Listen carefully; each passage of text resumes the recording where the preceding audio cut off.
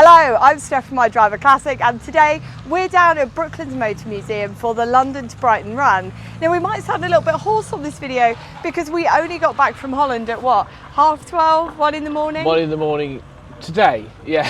Today, and we had to get back up again at 5 to come on this adventure. But my goodness, pop-up events really know how to put on an event, and I have been so excited for this one. So even though I've only had about 3.5, 4 hours sleep, I wouldn't miss it for the world. So in today's video, we're going to take you for the journey with us, see all the sights along the way, and best of all, we've even found a team that will let us follow along, so we don't have to pay too much attention to the very good instructions because we are absolutely knackered. So join us today, London to Brighton run. Let's see what we see, and fingers crossed, Nancy has got us here from Huddersfield. She should get us all the way to Brighton. And of course, if you didn't already know, this is Richard, who is also here on No Sleep at All, and he'll be my navigator. Goodness knows where we're going to end up. Come on, let's get the cracking.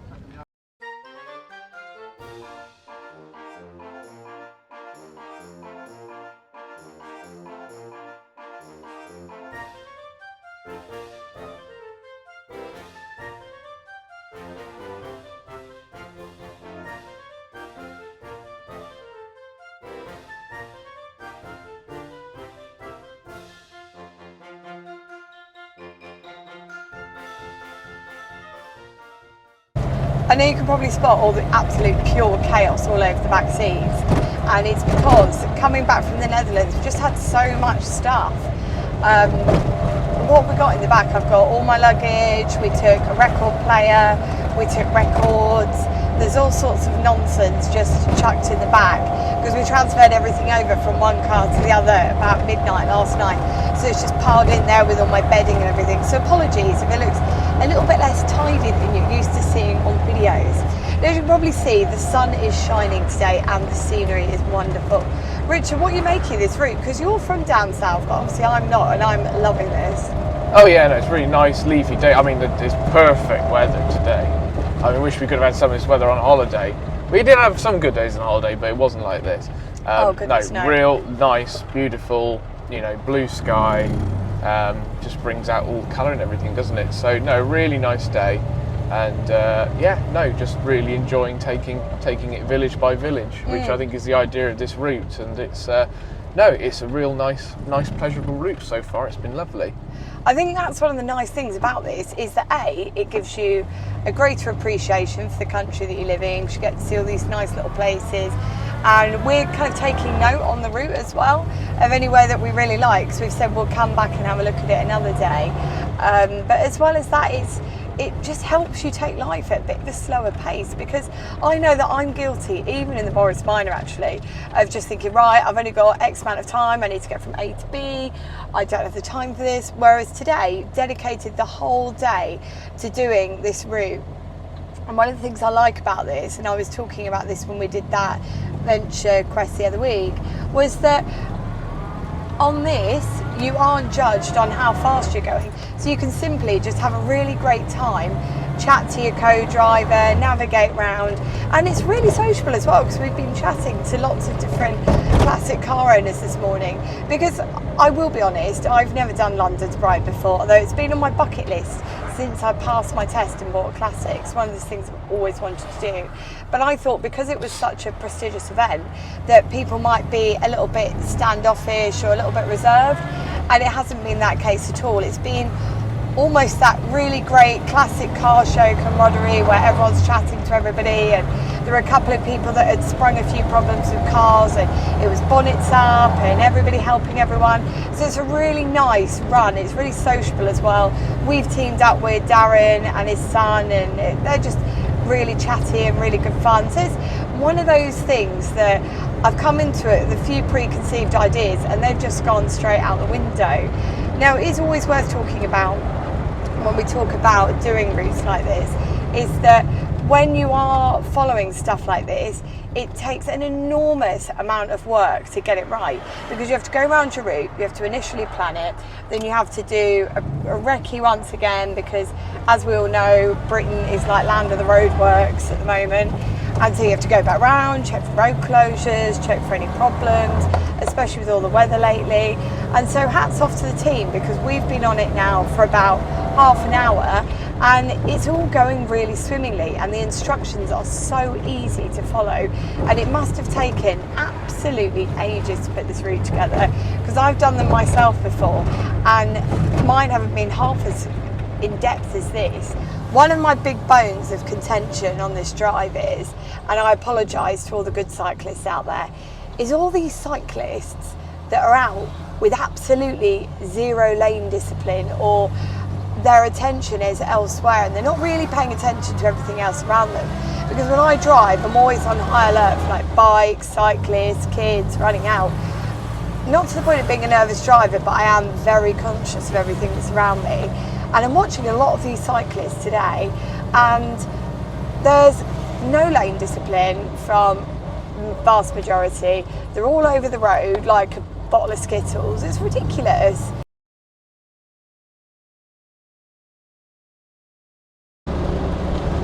You might notice that we swapped seats. So Richard's in the driving seat now, and I'm having a little bit of a breather on the passenger side. But Richard's been driving a very different Morris Minor this week on Minor Centaur.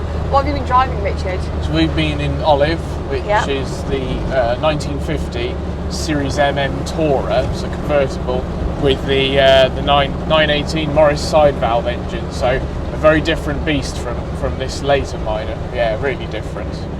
Tell you what, this one feels a lot more bouncy. You can probably see it on the camera at home.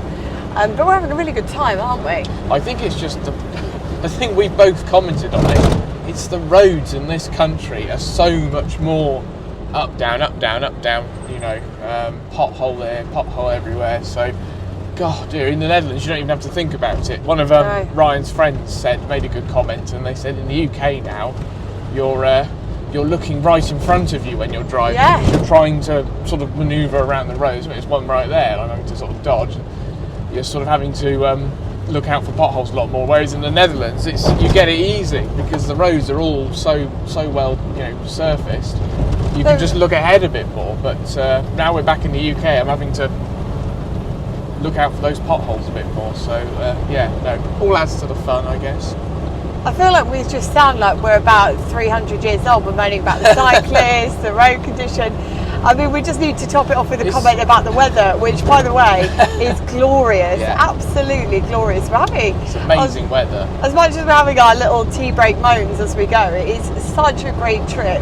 And it's only once you get into these routes and you appreciate the complexity of all the nooks and the crannies, and all the instructions are so finely written in terms of it gives you the exact road, saying 0.8 of a mile or 0.5, and it's giving you little markers and stuff. I think it's just so well put together that it's making it a real pleasure.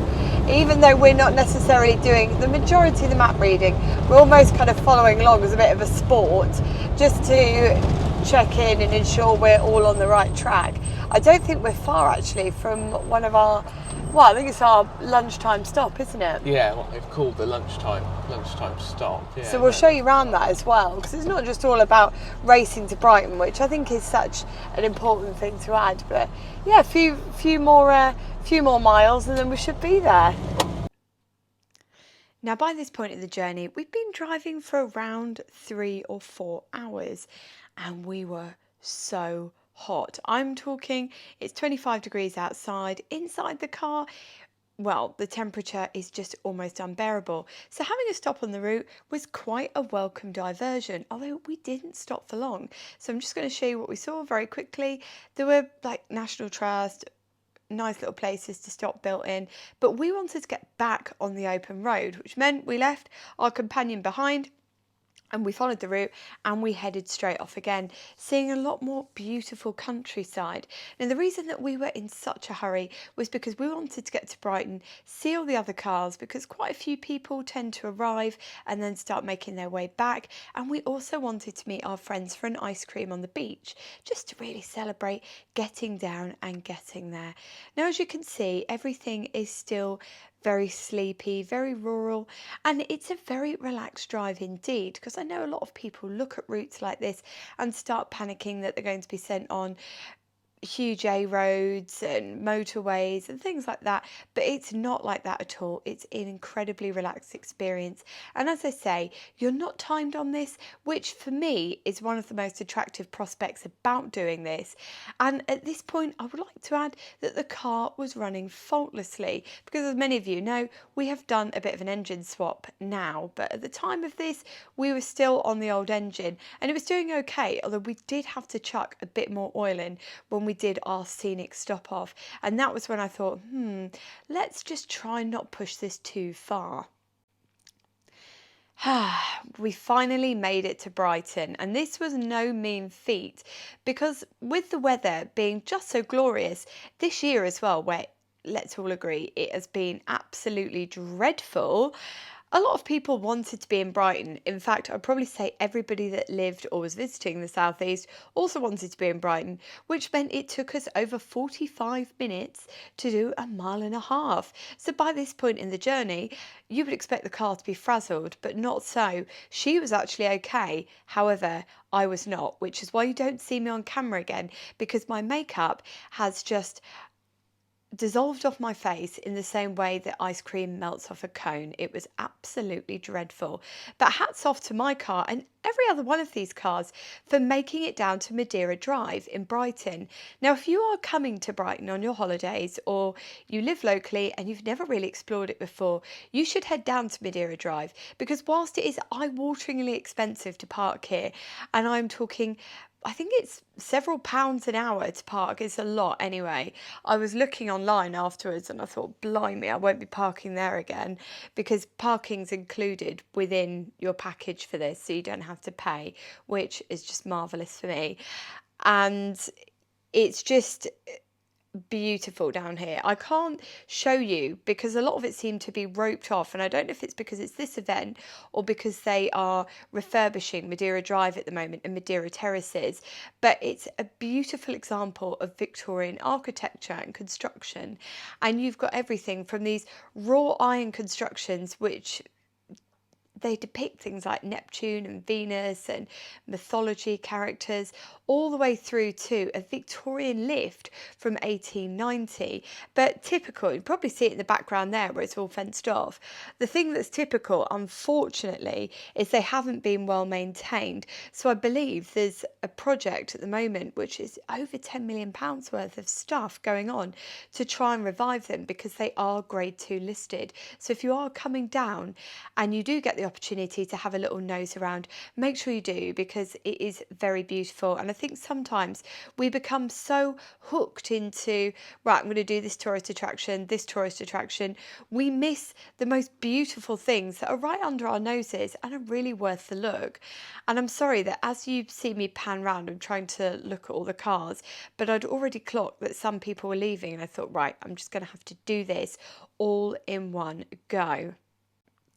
Now you might be wondering as well why you're seeing modern cars mixed in with bona fide chrome classics. And here's the thing, and a lot of people don't know this, is that London to Brighton is open to every motorist. And I quite like that because there are a lot of people out there, and I didn't fully appreciate this actually until we did Rusterville.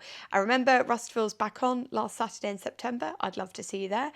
Is that a lot of people don't have access to a classic, or the classic that they do have access to is just a bit knackered, which means that they can't always bring it out and they end up missing out on things like this.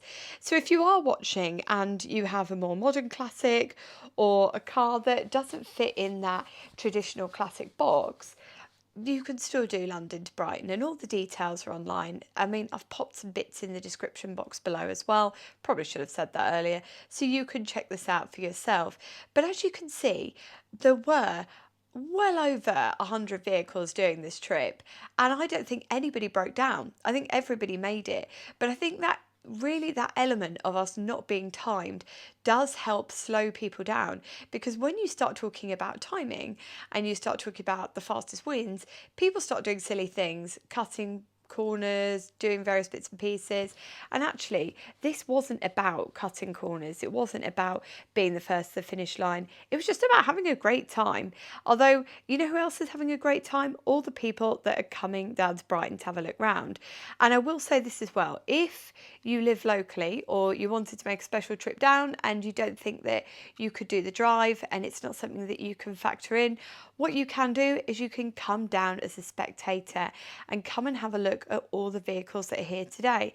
And I'm sure you'll agree with me, there's some really rare stuff here that you weren't expecting to see. It's not just all MGBs, Morris Minors, Mark 1 Escorts, it's all sorts of different bits and pieces in between as well, which for me, I've really enjoyed, and I got to have a good look round. Although it was so hot that it was almost unbearable. There were some people in really old stuff, and I thought, wonder how you got on, because I've been boiling in this trip. Now, the final thing I want to talk to you about is cost for this one, because I know that some people will look at the cost and say, Steph, that is so expensive, I just can't afford it. Because I can't remember, like, honestly, it was one of those things I just said, it's fine, I really want to do it. I think it was over £100. Now, you might be saying to me, well, that seems like a lot of money. But here's the thing. This is a high quality event with lots of planning involved, and also Madeira Drive. Now, we need to talk about Madeira Drive because for me, this is the bit of the equation that drives me nuts. Brighton Council, or whichever, is it Brighton and Hove? I don't know. But they charge tens of thousands of pounds to hire this little stretch of road that we're all parked on, and that adds to the costs enormously. So if you're watching this and thinking, wow, I'd love to take my car club out for a trip, that would be a great place. No, if you think you're going to be hiring it, the cost is eye-wateringly astronomical, and I really feel for the organisers of this, because this trip is, for me, one of the most meticulously planned, well laid out, thoughtfully put together experiences I've had all year so far. I've really enjoyed it, and I've been making some better decisions this year, because I used to just turn up for all the cheap stuff and have a load of kind of mediocre days out. And this year I decided that what I was going to do was I was going to have one or two really memorable experiences and enjoy those instead, because I've decided that I end up frittering away all my time and money on silly little things when actually I should be investing in more quality experiences. And this was one of mine, and I absolutely adored it. I adored every minute. I loved the people I met as well. All the people that I met were just so great and really chatty and friendly, and they were just enjoying it as much as well. Everybody was having such a good time, and I didn't hear anybody dwell on the cost or say I didn't think it was worth that. And that is the sign of a well-run, good quality event, and I will definitely be back. Although I hope it is a tad cooler, because the car was fine, but I was absolutely not fine. I was just too hot, too overwhelmed, and that for me was the only minus of the entire day. Maybe I just need to plumb some air conditioning into the Morris Minor, eh? But I hope you've enjoyed this video. It's a bit of a different look at something. We've got lots of other various experiences to share with you this year, and I hope you're going to enjoy those as well, because life is for living, and we spend a lot of our time doing things that we don't want to do, which is why it's so important to get outside and enjoy life as much as we can. Because as I keep saying to people, one of the big things that I've certainly realised since COVID is we don't have forever. We actually don't know how long we've got, and so it's incredibly important to enjoy what we do have. Now that's it from me today, rather philosophical, but I hope you've enjoyed the video, and until next time when we meet again, perhaps with a Morris Minor engine swap, perhaps with something else, take care and drive safely.